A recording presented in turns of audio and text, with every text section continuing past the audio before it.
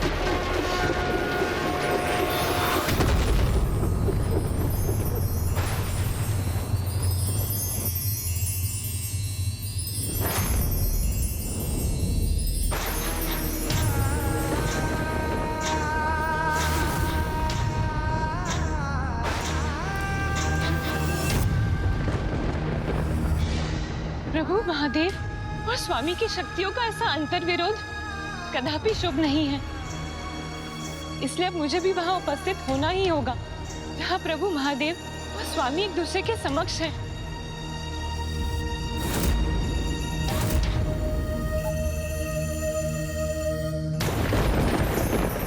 इतना अद्भुत प्रकाश!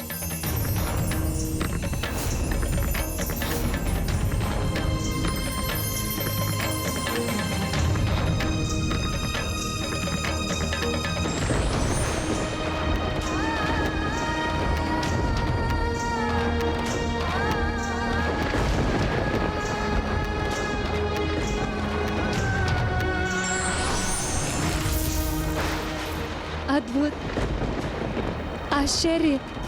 प्रभु महादेव और प्रभु श्री हरि नारायण के सौम्य रूप में उनके दर्शन करने का अद्भुत सौभाग्य प्राप्त हो रहा है हमें।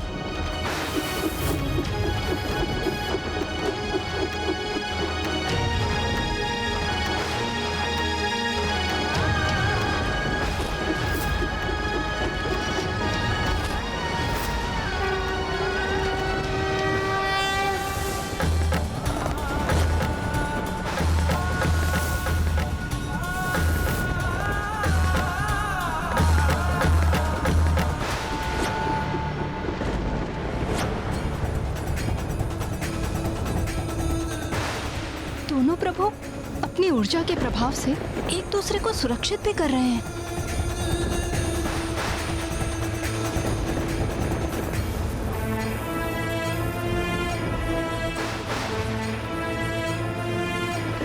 निस्वार्थ प्रेम का कितना अनूठा उदाहरण है ये। भले ही श्री हरि नारायण सब कुछ भूल चुके हों, किंतु उनके अंतर मन में अभी भी महादेव के प्रति अगाध भक्ति और प्रेम है, और कदाचित इसीलिए उनका ही अंश उनके विरुद्ध जाकर महादेव को रक्षित भी कर रहा है।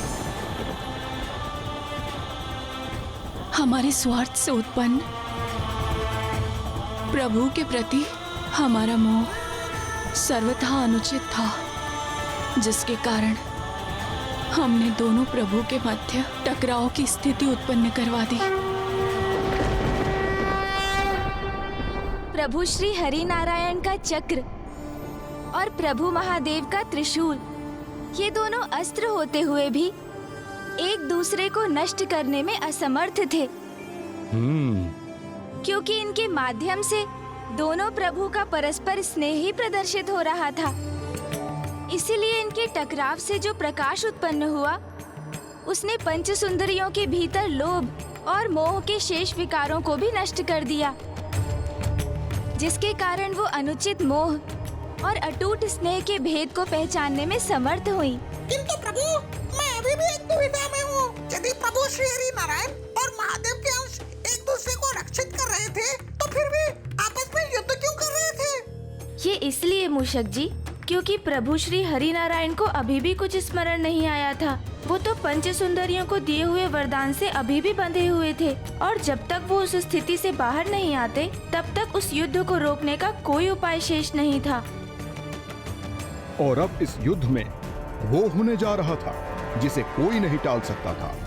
एक ओर मेरे प्रभु महादेव ने पशुपतास्त्र का आवाहन कर लिया था, तो वहीं श्री हरि नारायण ने अपने नारायण अस्त्र का, वो नारायण अस्त्र जिसमें समस्त ब्रह्मांड की समस्त ऊर्जा संचित है,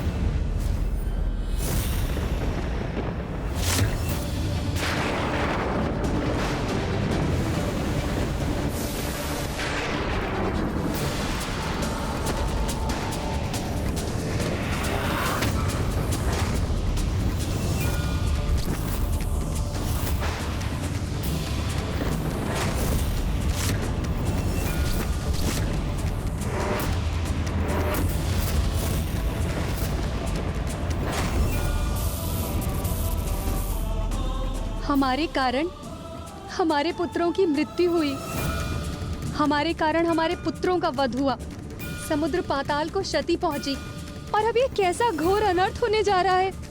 ये विध्वंस तो समस्त संसार के लिए विनाशकारी होगा।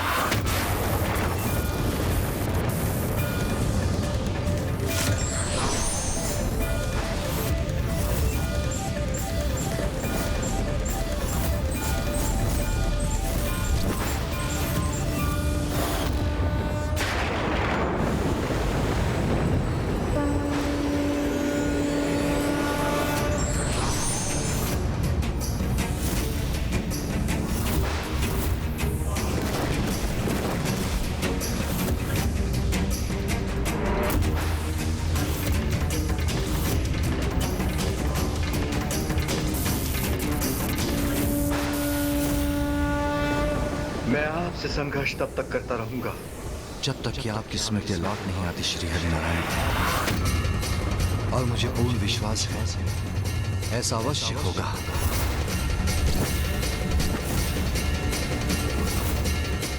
वो पशुपति अस्त्र जिसमें जगत के समस्त जीवों की ऊर्जा समाहित होती है, उसका प्रयोग अब नारायण अस्त्र के विरुद्ध होने जा रहा था।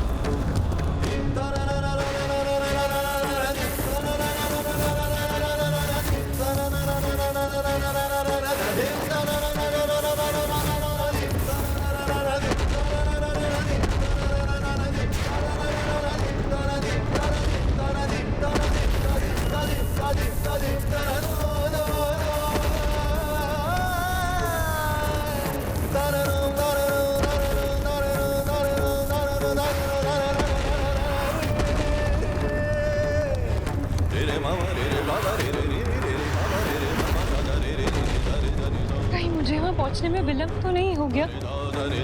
वो सर्वनाशी युद्ध आरंभ तो नहीं हो गया?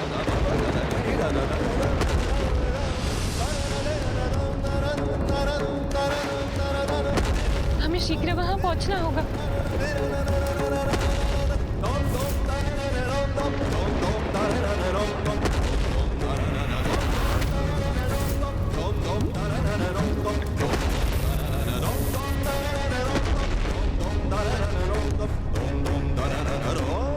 प्रभु की ये कैसी लीला है जो मेरे लिए सर्वथा अकल्पनीय है, वो कैसे घटित हो रहा है आज।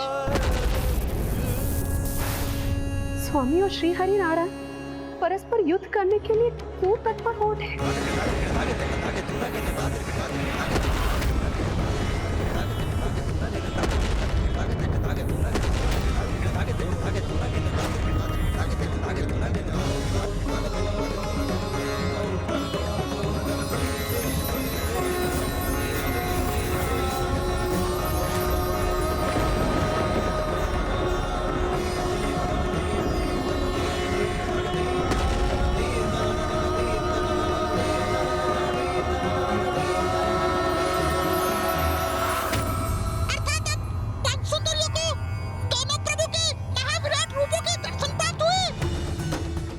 मूषक जी, क्योंकि उनके भीतर के अंतिम दो विकारों अर्थात मद और मात्सर्य अर्थात ईर्ष्या के भाव के भी नष्ट होने के कारण उनका हृदय अब सर्वथा पावन हो चुका था। और ये सत्य है कि जिनके भीतर ये विकार होते हैं वो तो किसी में भी प्रभुत्व के दर्शन करने में असमर्थ रहते हैं, और जो अपने सभी विकारों से मुक्त हो जाते हैं उन्हें कण कण में प्रभु के दर्शन प्राप्त होने लगते हैं। और अब वही हो रहा था उन पंच सुंदरियों के साथ।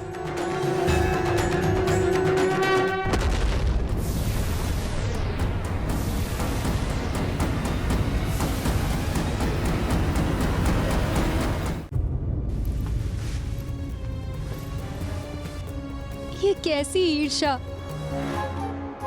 कैसे मात्सर्य के प्रभाव में आ गए थे हम, जो हमने अपने अंदर ही स्थित देवी लक्ष्मी के प्रभु को ही नहीं, जगत से उसके पालनहार को छीनने का पाप किया। प्रभु को पाकर भी उन्हें पूर्ण रूप से पाने में असमर्थ रहे हम, और प्रभु से जो पुत्र हमें प्राप्त हुए थे उन्हें भी हमने खो दिया। देवी पार्वती ने सत्य ही बोला था। हमने स्वयं ही अपने विनाश को आमंत्रण दिया है। जिस प्रकार स्वार्थ से की गई सहायता पुण्य नहीं होती, उसी प्रकार छल से प्राप्त किया गया वरदान तप का फल नहीं होता। हे देवी पार्वती, हमने पूर्व में आपका सुझाव स्वीकार नहीं किया, इसके लिए हमें क्षमा करें। हमारी पूर्व की मूर्खता, हमारे अहंकार, हमारी ईर्ष्या, हमारे अनुचित मोह के लिए हमें क्षमा करें। इस अनिष्ट को भी रोकने में हमारी सहायता करें देवी, हमारी सहायता करें। हमारा ये करबद्ध निवेदन स्वीकार कीजिए देवी, स्वीकार कीजिए देवी। मैंने तो पूर्व में ही कहा था, ऐसी भूल मत कर और अपने दोष के लिए प्रभु से क्षमा मांग। मुक्त कर दो श्री हरि नारायण को अपने वरदान के बंधन से, और लौटा दो उनको उनकी अर्धांगिनी देवी लक्ष्मी।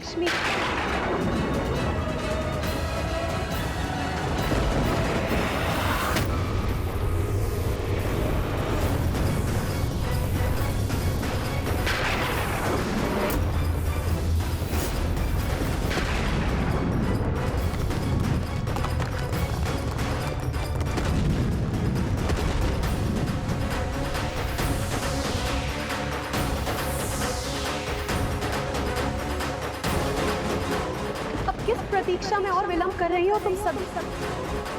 लौटा दो श्री हरि नारायण को देवी लक्ष्मी को, मुक्त कर दो उन्हें अपने बंधन से।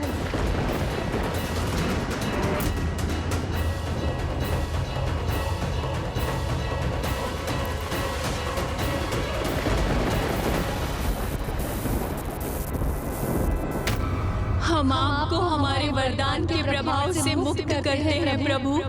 अब आपको न महादेव, न देवी लक्ष्मी और न ही उस जगत को भूलने की आवश्यकता है जिसके पालनहार हैं आप। लौट जाइए अपनों के पास, लौट जाइए अपनों के पास, लौट जाइए अपनों के पास, लौट जाइए अपनों के पास।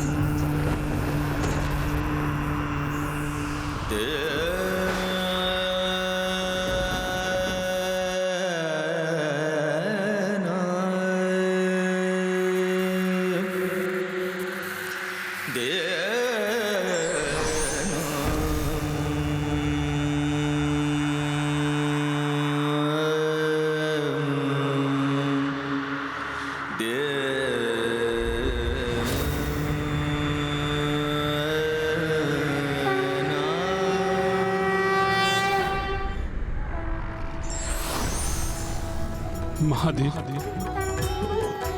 नारायण,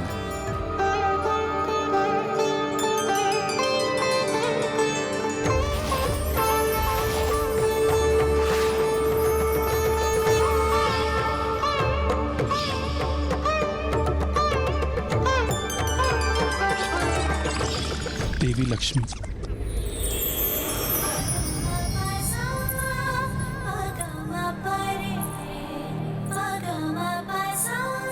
स्वामी,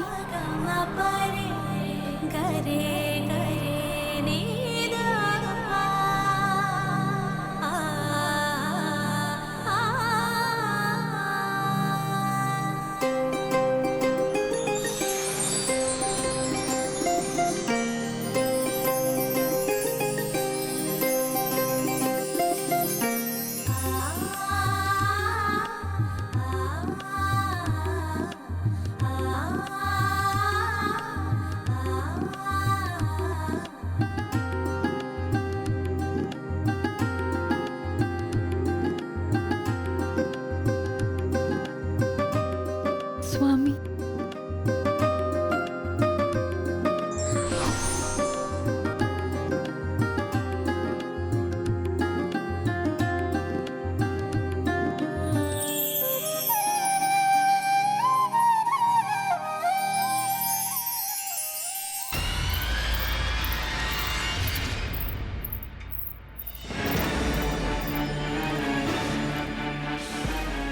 जहाँ हमें आपकी भक्ति में लीन होना चाहिए था, वहीं हमने आपसे अनुचित मोह किया। जहाँ हमें बहन लक्ष्मी की प्रसन्नता पे आनंदित होना चाहिए था, वहाँ हमने उनसे ईर्ष्या का भाव रखा। हमें हमारी इस भूल के लिए और इस बड़े दोष के लिए क्षमा करें प्रभु।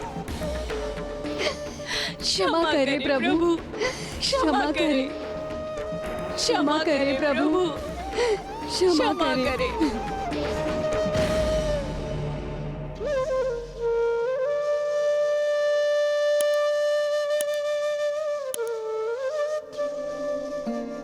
अब तो आप सभी को मात्र महादेव ही क्षमा कर सकते हैं।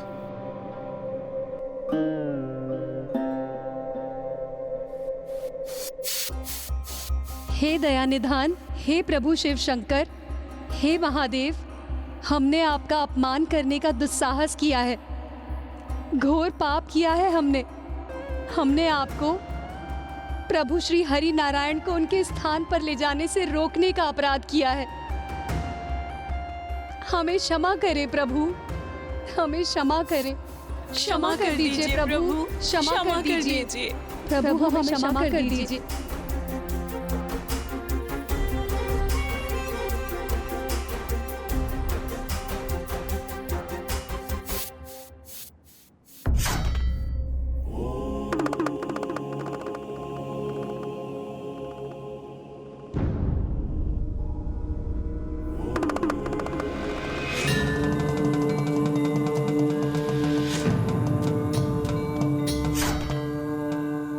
जो अपना नहीं पराया हो उसके प्रति मोह का अर्थ मात्सर्य अर्थात ईर्ष्या, और मात्सर्य का अर्थ तो विनाश ही है। प्रत्येक जीव को इसका सदैव ध्यान रखना चाहिए, क्योंकि जब भी ईर्ष्या का जन्म होता है तो वो ईर्ष्या सर्वनाश के साथ ही मिटती है।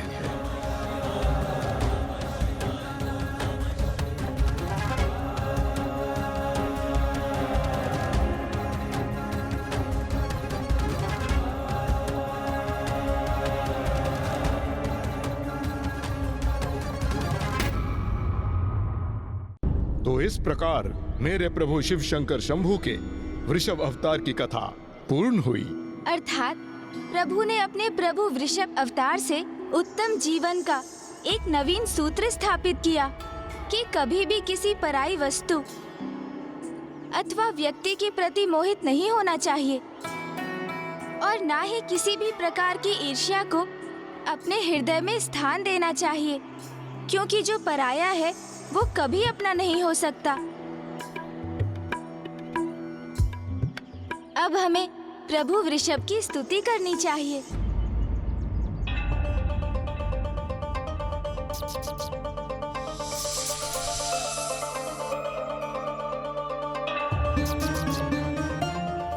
गौरीपुत्र, मूषक जी स्वयं छोटे आकार के हैं, उनका हृदय भी छोटा ही है, इसलिए कदाचित हमारे द्वारा प्रभु की स्तुति के उपरांत जब प्रभु यहाँ प्रकट होंगे तो उनके इतने उग्र अवतार के दर्शन करने से वो विचलित न हो जाएं। गौरीपुत्र, मूषक जी ने तो कोई भूल नहीं की है लंकेश, इसलिए प्रभु के किसी भी रूप में उनके दर्शन करने में मूषक जी को तो कोई भय नहीं।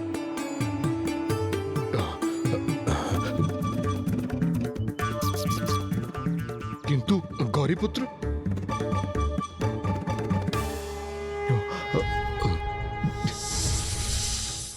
ओम नमः शिवाय। प्रणाम प्रभु। प्रणाम प्रभु।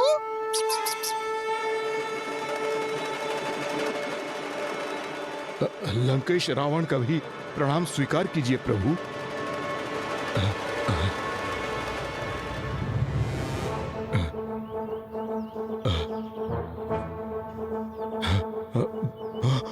रावण, आपको मुझसे भयभीत होने की कोई आवश्यकता नहीं। मैं प्रभु के आत्मलिंग को आपसे लेने नहीं आया हूं। मैं भयभीत नहीं हूं प्रभु, क्योंकि मुझे ज्ञात है कि मेरे प्रभु के आत्मलिंग को मुझसे कोई नहीं छीन सकता, और शीघ्र ही मैं इनके साथ लंका नगरी भी पहुंच जाऊंगा, क्योंकि इस वन के उस पार कोंकण है और वहीं से कुछ दूर सागर तट, और फिर मेरी लंका। आज के सूर्यास्त के पूर्व ही ये लंकेश अपनी नगरी में होगा। आप भूल रहे हैं लंकेश, तट के निकट पहुंचने पर भी नौका का डूबना संभव है, और फिर यहाँ जो कुछ भी पराया है वो तो पराया ही रहता है।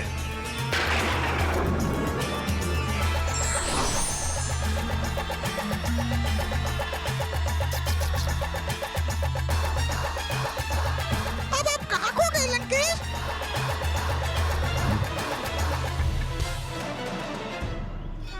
आप ऐसे स्तब्ध क्यों रह गए लंकेश? मूषक जी ने तो आपसे मात्र इतना ही पूछा कि आप किन विचारों में डूब गए। मेरे विचार से गौरीपुत्र, अब यहाँ मूषक महाराज का कार्य संपन्न हुआ, इसलिए अब इन्हें यहाँ से लौटना चाहिए, अन्यथा ये हमारी गति मध्यम कर देंगे और मुझे शीघ्र लंका पहुंचना है।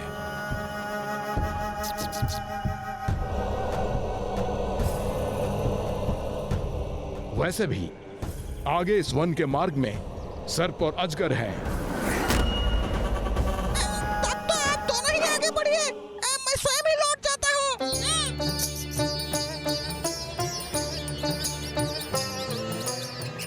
मूषक जी, ओहो, मूषक जी तो गए, अर्थात अब मुझे स्वयं ही लंकेश को विलंब करवाकर उन्हें लंका जाने से रोकना होगा। मूषक। लंकेश, जल ग्रहण कीजिए।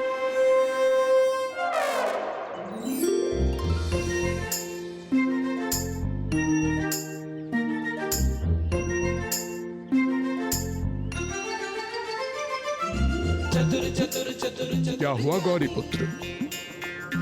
अब आप कहाँ खो गए? मैं तो बस इसी को लेकर चिंतित हूँ लंकेश कि कहीं प्रभु वृषभ के वचन सत्य ना हो जाएं। किंतु आप तो उन्हें लेकर तनिक भी व्यथित नहीं।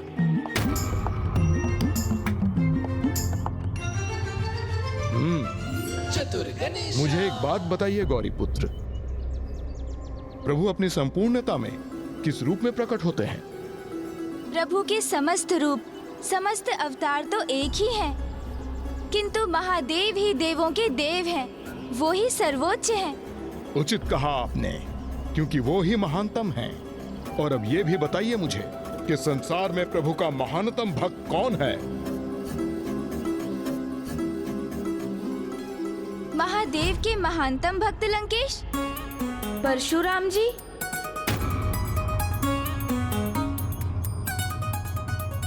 गौरी पुत्र, मैं आपसे प्रभु शिव शंकर शंभु के महानतम भक्त को लेकर प्रश्न कर रहा हूँ।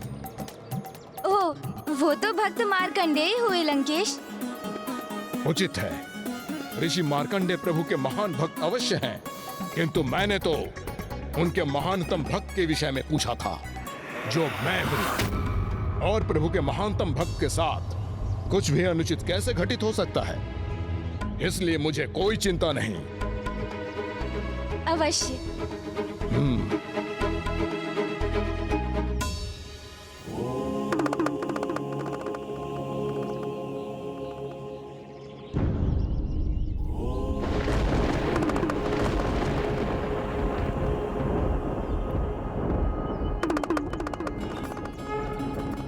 और देखिए गौरी पुत्र, मेरे प्रभु शिव शंकर शंभु तो सदा मेरे साथ हैं। उसका प्रमाण आपके समक्ष है।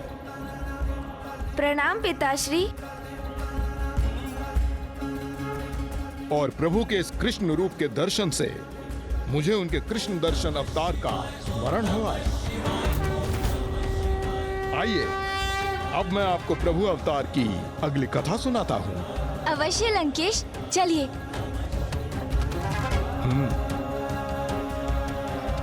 वो कृष्ण दर्शन अवतार जिन्होंने जगत को ये सीख दी कि कभी किसी वस्तु अथवा यहाँ तक कि स्वयं अपने पुण्यों के प्रति कोई आस्तिक नहीं होना चाहिए। लंकेश, प्रभु के कृष्ण दर्शन अवतार की कथा कैसे और कहां से आरंभ होती है? गौरी पुत्र, इस कथा का आरंभ इक्ष्वाकु वंशीय मनु राजा श्राद्ध देव से होती है, जिन्हें 9 शक्तिशाली पुत्रों का सुख प्राप्त था। और ये सभी पुत्र गुण और पराक्रम में अद्वितीय थे।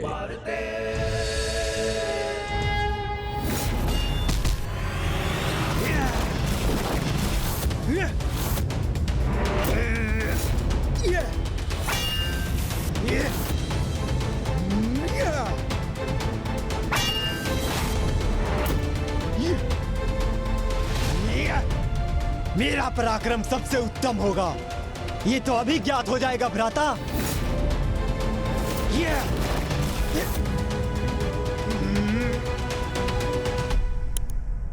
सावधान भ्राता। संभालिए मेरा वार भ्राता।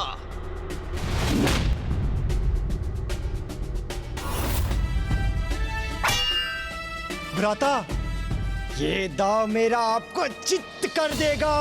कदापि नहीं, चित्त तो आप होंगे भ्राताश्री।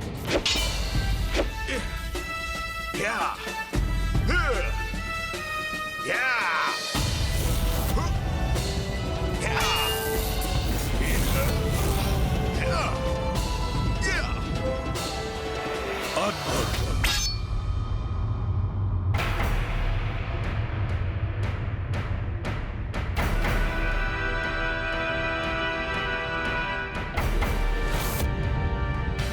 प्रणाम पिताजी। तुम 8 पुत्रों पर मुझे गर्व है। तुम्हारा पराक्रम, तुम्हारा युद्ध कौशल अद्भुत है। बस इस बात का दुख है कि वो यहां नहीं है। तुम 8 के साथ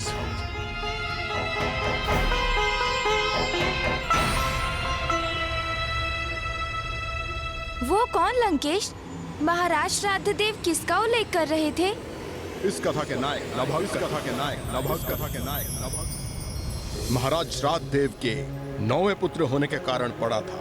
अपने अन्य भ्राताओं के समान नभग भी शक्ति संपन्न थे, किंतु अस्त्र शस्त्र का अभ्यास करने के स्थान पर उन्हें तो आध्यात्मिक अभ्यास में अधिक रुचि थी।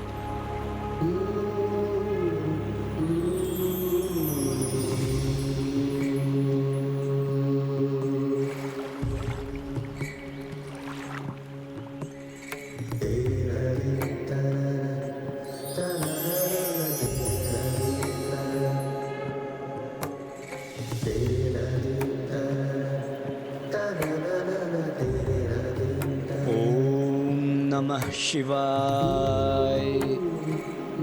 ओम नमः शिवाय।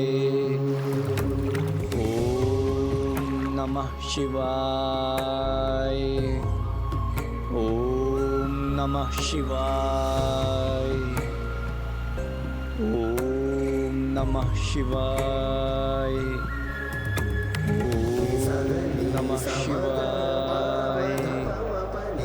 इस प्रकार बहुत समय बीत गया और जब श्राद्ध देव वृद्ध हो गए तो राज्य का कार्यभार का दायित्व उनके 8 पुत्रों ने संभालना आरंभ कर दिया।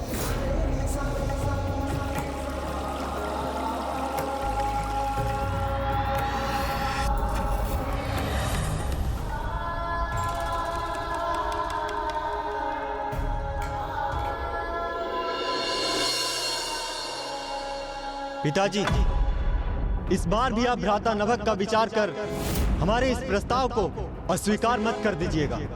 क्यों ना विचार करूं मैं उसके बारे में? वो मेरा पुत्र और तुम्हारा भ्राता है।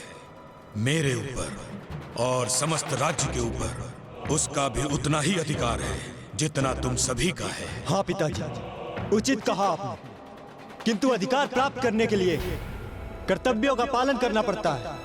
उनकी अनुपस्थिति में इतने वर्षों से हम 8 भ्राता इस राज्य का देख रेख कर रहे हैं, फिर इस राज्य पर अनुज नभग के अधिकार का क्या औचित्य है? और पिताजी, ये तो आपको भी ज्ञात है कि भ्राता नभग राजपाट में नहीं अपितु मात्र पूजा पाठ में रुचि रखते हैं। और जो अब नहीं लौटा वो भला कब तक लौटेगा? और पिताजी, हम उसकी प्रतीक्षा क्यों करें जिसने ना पुत्र का उत्तरदायित्व निभाया और ना राजपुत्र का? इसलिए जो आपके पास नहीं है उनकी चिंता त्याग कर जो आपके पास है उनकी चिंता करे पिताश्री। अपने राज्य को 8 भागों में विभाजित कर हम सभी भ्राताओं को सौंप दीजिए, जिससे हम सुचारू रूप से राजकाज के दायित्वों को संभाल सकें।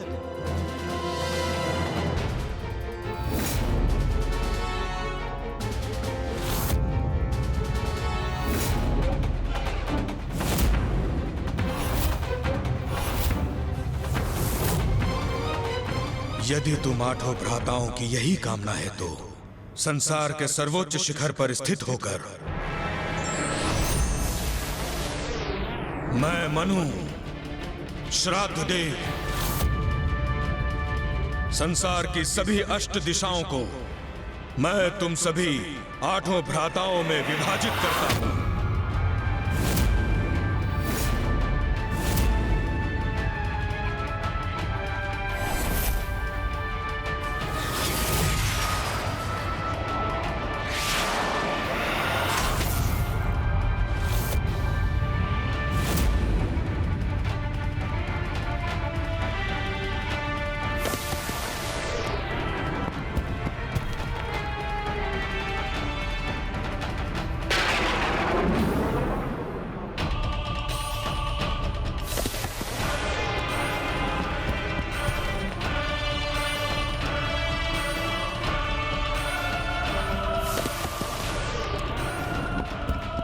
संसार के संपूर्ण थल, समस्त पर्वत, द्वीप, वन, नदियां, सागर मैं 8 भ्राताओं में दिशाओं के अनुसार बांटकर प्रदान करता हूं।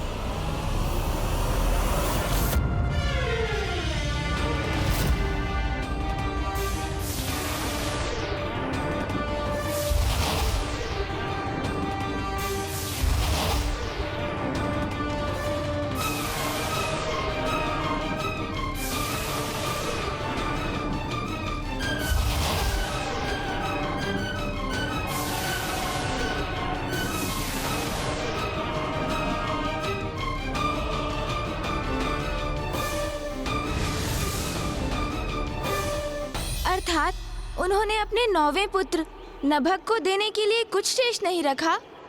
हाँ गौरी पुत्र, उनका संपूर्ण राज्य अर्थात उनके पास जो भी था वो उनके 8 पुत्रों में विभाजित हो चुका था।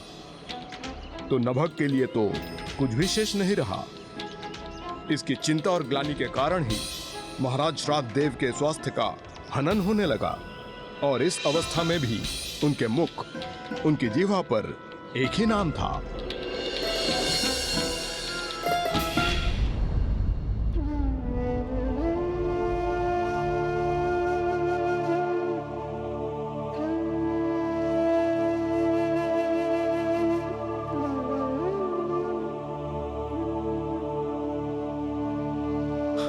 नभग, नभग,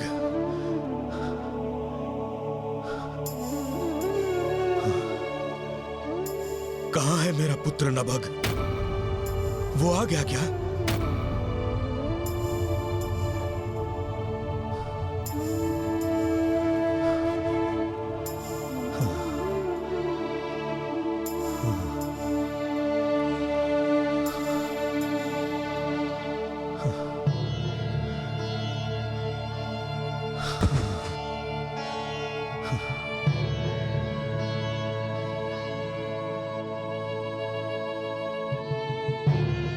पिताजी, हम सब आपकी सेवा करते हैं, किंतु आपके मुख पर एक ही नाम रहता है, हमारे उस अनुज नभग का।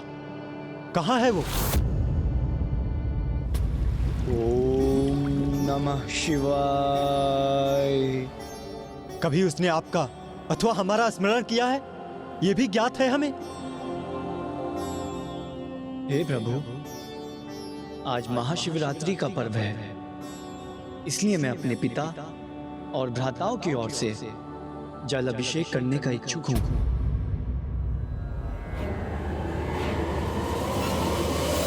ओम त्र्यंबकं यजामहे सुगंधिं पुष्टिवर्धनम् उर्वारुकमिव बंधनामृत्यैर्मुक्षीयमामृता।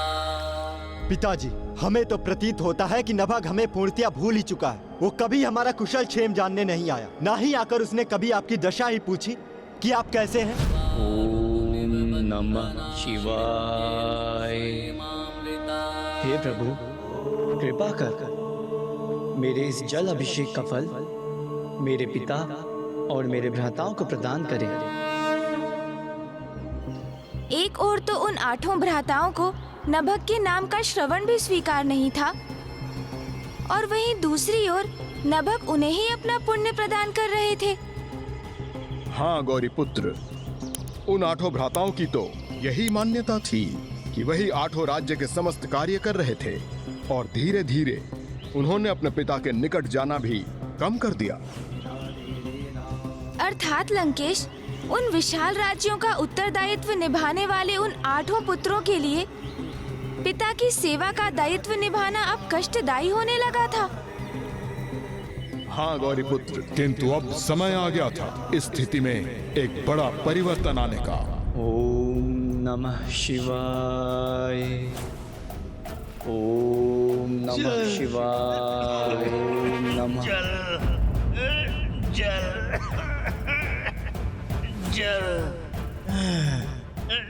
ये वृद्ध उस जलाशय तक पहुंचकर अपनी प्यास को शांत करना चाहता है। मुझे इसकी सहायता करनी चाहिए।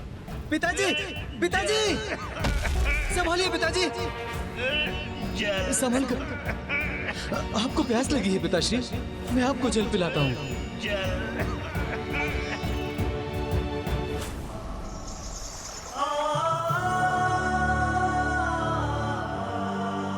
अद्भुत है पिता और पुत्र का संबंध।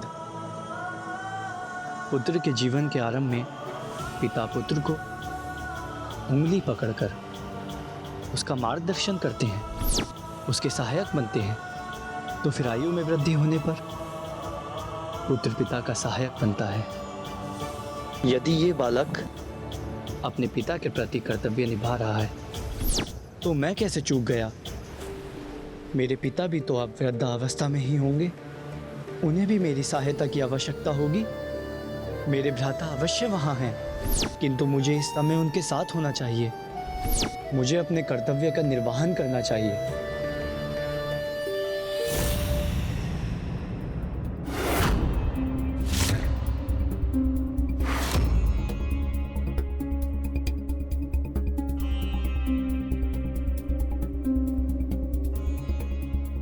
ये यहाँ का कैसा विचित्र दृश्य है।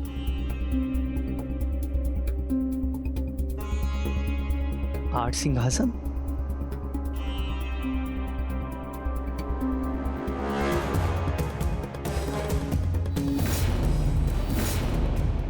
किंतु यहाँ तो पिताजी के विराजमान होने के लिए एक ही सिंहासन स्थित होता था। अनुज,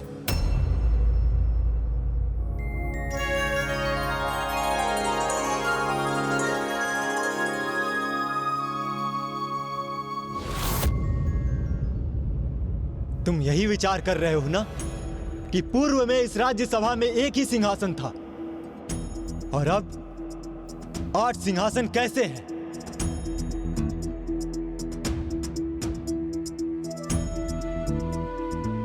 अनुज, ऐसा इसलिए है अनुज नभग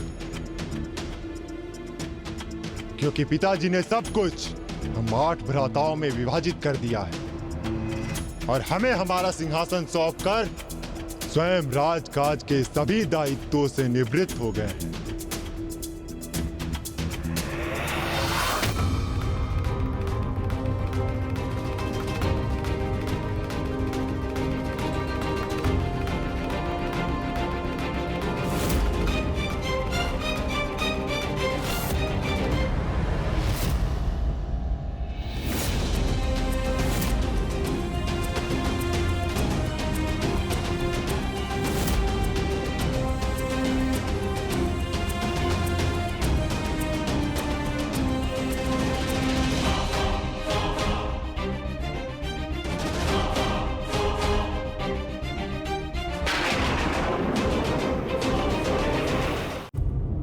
प्रणाम भ्राताओं। तुम अब यहाँ क्यों आए हो? अपना मार्ग भूल गए हो या कोई विवशता तुम्हें खींच लाई है यहाँ? इतने वर्षों के उपरांत तुम यहाँ अपना अधिकार प्राप्त करने तो नहीं आए हो ना? भ्राता, हाँ नभग, इतने समय से अनुपस्थित रहे हो तो अब यहाँ तुम्हारा कोई अधिकार नहीं है। यहाँ जो विभाजन होना था वो बहुत समय पूर्व हो चुका है, इसलिए यहाँ कुछ भी प्राप्त करने की आशा मत रखना। अनुज, हम सब अपना उत्तरदायित्व निभा रहे हैं यहाँ, इसलिए यहाँ का समस्त अधिकार अब हमारा है।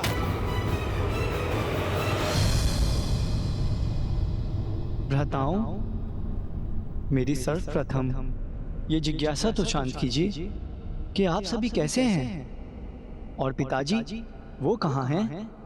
कैसे हैं वो? कदाचित हमें भावुक करने का प्रयास कर रहा है ये।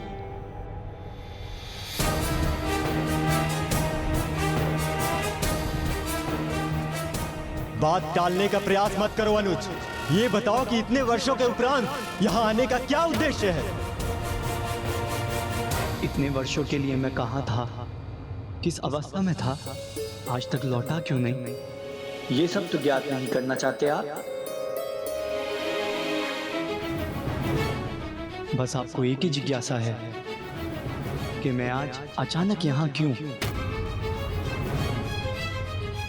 और मेरा यहाँ आने का क्या आशय है?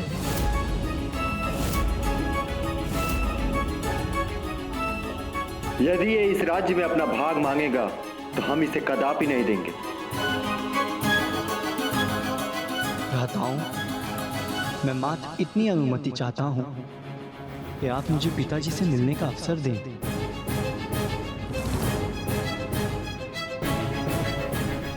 मुझे आशा है कि आप अपने अनुज को इतना अधिकार तो दे ही देंगे।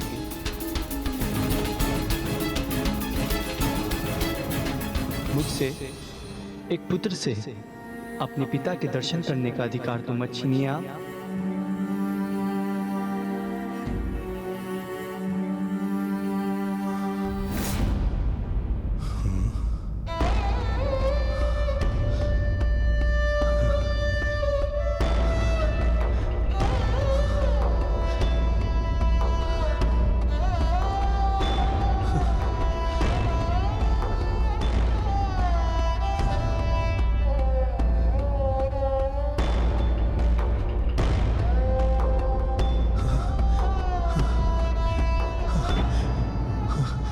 नभग।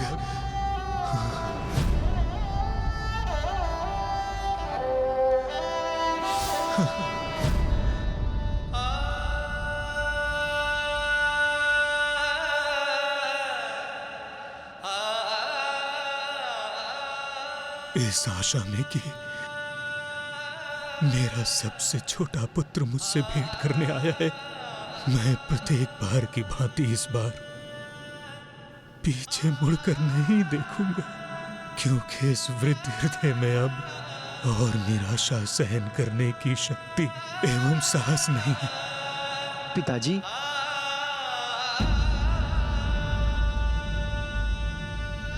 पुत्र, कब तुम वास्तव में मेरी दृष्टि के सम्मुख होगे? कब मुझे तुम्हारे आने की मिथ्या आवाज से मुक्ति मिल पाएगी?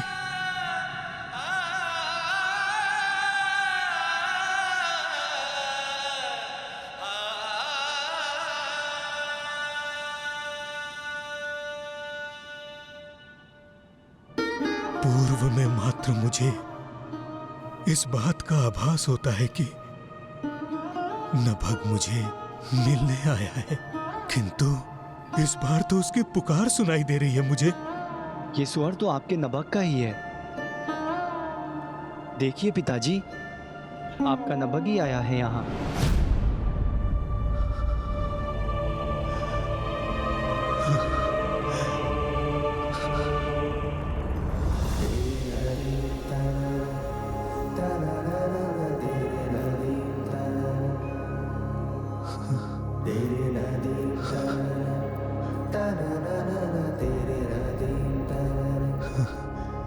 मेरा पुत्र नभग, नभग, नभग, पिताजी, नभग, पिताजी, संभालिए स्वयं को। नभग, मेरा पुत्र नभग, तुम आ गए। नभग, मुझे तो विश्वास नहीं हो रहा। मुझे तो लग रहा है जैसे मैं कोई स्वप्न देख रहा हूँ। पुत्र तुम आ गए।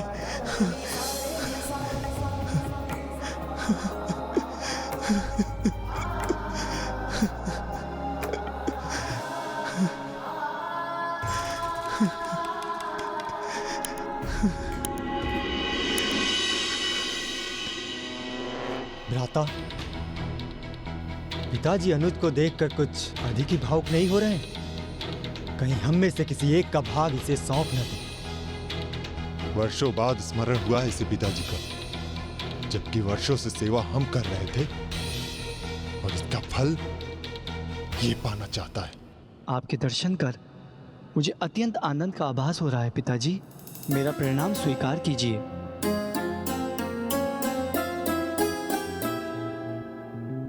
अपने इस पुत्र को आशीष दीजिए पिताजी। पुत्र, मेरे पास तुम्हें देने के लिए कुछ भी नहीं है। मेरे पास जो कुछ भी था मैं तुम्हारे 8 भ्राताओं में विभाजित कर चुका हूं। आप उसकी चिंता मत कीजिए पिताजी। अनुज नभग को कुछ नहीं चाहिए आपसे। नहीं भ्राता, मुझे मेरा भाग, मेरा अधिकार चाहिए। नहीं भ्राता, मुझे मेरा भाग, मेरा अधिकार चाहिए।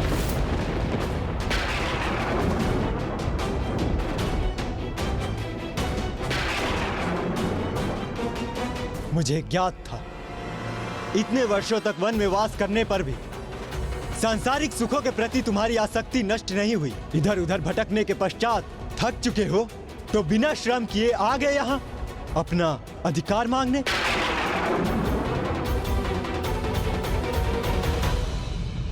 पिताश्री, मैं भी तो आप ही का पुत्र हूँ। पुत्र, मैं वन में आप सभी के लिए कुशलता हेतु तपस्या कर रहा था। ये मेरा श्रम था, इसलिए अब मुझे अपना अधिकार अवश्य चाहिए पिताजी। आपका सबसे छोटा पुत्र होने के नाते आप मेरे अधिकार से मुझे कैसे वंचित कर सकते हैं पिताजी? लेकिन हम अपने भाग से तुमको कुछ भी नहीं देने जा रहे हैं। हाँ पुत्र, तुम्हारे भ्राता तुम्हें कुछ नहीं देना चाहते, मैं राज्य पर से अपना अधिकार खो चुका हूँ। मेरे पास तुम्हें देने के लिए कुछ भी नहीं है। मेरा स्वयं पर ही अधिकार रह गया है बस। तो इसमें चिंता की क्या बात है पिताजी? क्योंकि मुझे तो मात्र आप ही चाहिए, मुझे तो मात्र आप ही चाहिए, मात्र आप ही चाहिए, मात्र आप ही चाहिए।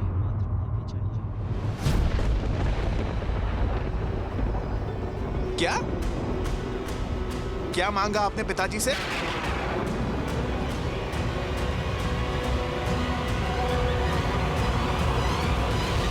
कदाचित आपने उचित प्रकार से सुना नहीं।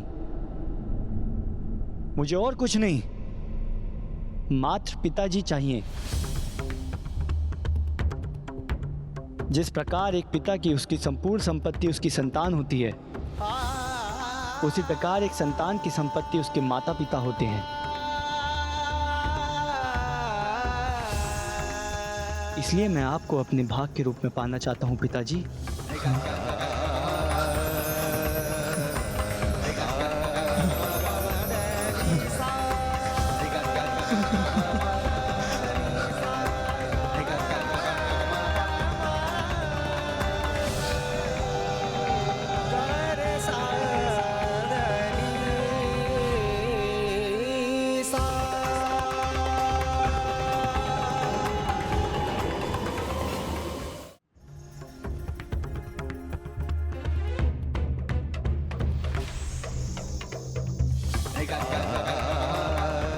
क्यों? नभग को देखकर संशय में थे ना तुम सभी? इसी विचार से ना कि उसे अभी भी राजपाट के प्रति आसक्ति है और उसमें ही वो अपना भाग प्राप्त करने आया है। बाल्य अवस्था में जिसका परित्याग कर उसने सेवा भाव को अपनाया था, उस राज्य और संपत्ति के मोह के अंधकूप में तो तुम सभी डूबे हुए हो। और तुम्हारी इसी आसक्ति के कारण तुम इतने वर्षों उपरांत लौटे अपने छोटे भ्राता के प्रति तनिक भी स्नेह नहीं दर्शा सके। उसे अपने अंग से लगाने के विपरीत ये सोचने लगे कहीं वो तुम्हारे कंठ की फांस ना बन जाए, तुमसे तुम्हारे राज का एक भाग ना प्राप्त कर ले। कहो, शांत क्यों हो? पिताजी, आप भ्राताओं पे क्रोध ना करें। इसमें इनका दोष नहीं है। इतने समय के उपरांत मैं अचानक लौट आया तो कदाचित इस कारण ये नहीं पुत्र, तुम्हारे प्रति इनके इस व्यवहार का कारण तुम्हारा अचानक लौट आना नहीं है। इनकी आसक्ति है। जो इन्हें चाहिए था उसका विभाजन तो ये पूर्व में ही कर चुके हैं, और जो इन्हें नहीं चाहिए था अर्थात ये वृद्ध पिता, उसको इन्होंने तुम्हारे लिए छोड़ दिया। इस पिता को राज विभाजन के उपरांत इन लोगों ने भुला दिया। पिताजी, ऐसा तो कुछ भी नहीं था। राज्य के दायित्व ही ऐसे हैं कि नहीं पुत्र, एक ओर जहां तुम्हारे जैसे पुत्र हैं, वहीं दूसरी ओर नभग जैसे पुत्र भी हैं, जिनके पास कुछ नहीं होने पर भी वो स्वयं अपने पिता के प्रति सेवा का दायित्व स्वीकार करते हैं। तुम्हारे जैसे पुत्र तो मात्र राज्य संभाल सकते हैं, किंतु नभग जैसे पुत्र समस्त जगत को संभाल सकते हैं।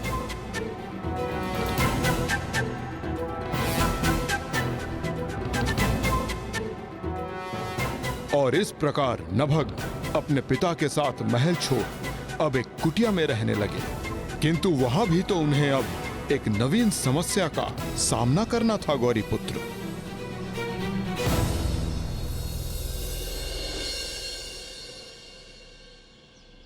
ये लीजिए पिताश्री, फल ग्रहण कीजिए।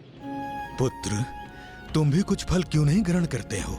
मुझे तनिक भी भूख नहीं है। मेरा उदर पूर्ण रूप से भरा हुआ है। उदर भरा हुआ है या तुम मुझे जो फल प्रस्तुत कर रहे हो उसके अतिरिक्त भोजन के लिए तुम्हारे पास कुछ भी नहीं? नहीं नहीं पिताजी, ये सत्य है। मेरा उदर पूर्ण रूप से भरा हुआ है। तुम्हारा उदर तो मेरी सेवा से ही भर जाता है। पुत्र, मुझे इस बात का बहुत दुख है कि मैंने अपना सारा राजपाट तुम्हारे भ्राताओं को दे दिया, और यदि तुम्हें कुछ प्राप्त हुआ वो इस वृद्ध पिता की देखरेख का उत्तरदायित्व इस उत्तरदायित्व को निभाने का फल तो मुझे अवश्य प्राप्त होगा पिताजी। आपका पुत्र सारी व्यवस्था कर लेगा, क्योंकि जिन प्रभु ने ये उदर दिया है उसे भरने का उपाय वे अवश्य देंगे। मार्ग है पुत्र, मार्ग है। यहाँ निकट में ही अंग्रेज गोत्रीय ब्राह्मण वास करते हैं। वो एक महायज्ञ कर रहे हैं। मैं चाहता हूं कि इस महायज्ञ में तुम उनकी सहायता करो और यज्ञ के पश्चात जो शेष बचे उस अवशिष्ट को यहाँ लेकर आओ। उससे हमारा जीवन यापन हो जाएगा। जो आज्ञा पिताश्री।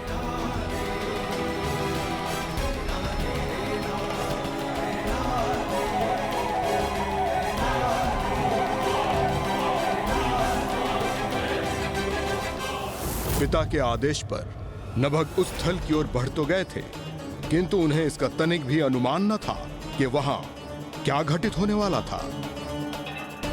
जो अंगिरस गोत्रीय ब्राह्मणों के यज्ञ उपरांत होने जा रहा था, वही प्रभु महादेव के कृष्ण दर्शन अवतार का कारण बनने वाला था।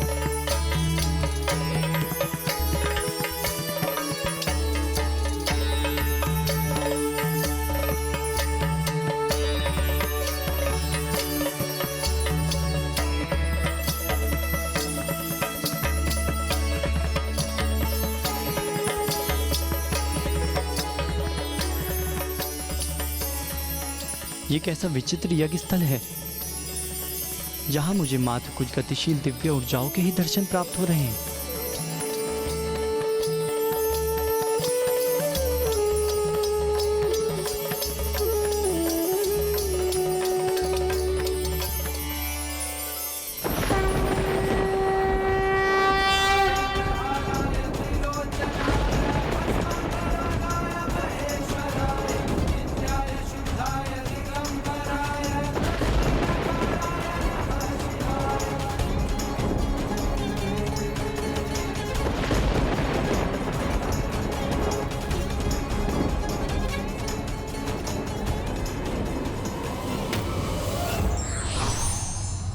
समस्याएं व्यक्ति को विकट परिस्थिति में और भी सबल बनाती हैं।